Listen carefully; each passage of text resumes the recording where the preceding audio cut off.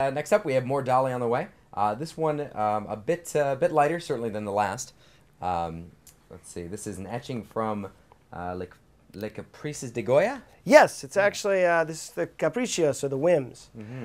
Goya, a major Spanish artist in the 18th and early 19th century, and unfortunately not quite as light as you'd think. He actually got into a lot of he's redoing in his own way, and you can see the beginnings of what is Goya, obviously minus the strange sort of giraffe creature, and the coloring would not have been there as well. Sure. But each one of these, this was a collection that actually got Goya into a great deal of trouble, because this is all sort of all of the naughty things that people do.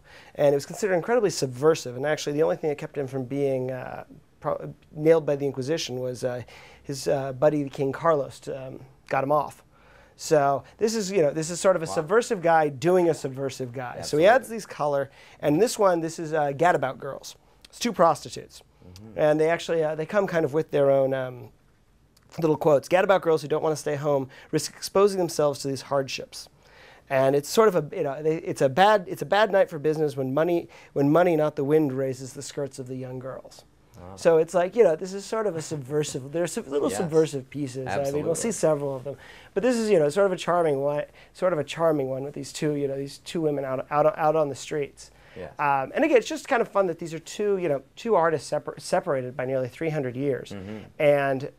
But they're doing the same thing. I mean, this probably was a challenge I would imagine, for Dali to out-subversive Goya. Sure. But again, he's still speaking to kind of the same things, and I believe sort of the point of this is that these issues with people are still extant to this day. Right. Yeah. Yeah. Sure. So it's like it's a very, very nice thing. Yeah, and I love the juxtaposition of those bright colors, that blue and pink with the white, and the deep dark background, and the dark subject material here as well. It would be unlikely that Goya probably would have been actually able to. I doubt that pink would have been an achievable. And it means something. It's sort of blue against the it's the male and female, and and things like that. It's really it's so light and so dark at the same time. Yep. It's very much of the artist. Absolutely. And this one here going for $14.99. This is hand signed by Salvador Dali. Yes. Bottom right, it doesn't look like his signature, but it is. That's the way he signs. That's the way he signs things. Right. You can't see the S or any really of the rest or of really the D. That's it's a bit of a D somewhere in there.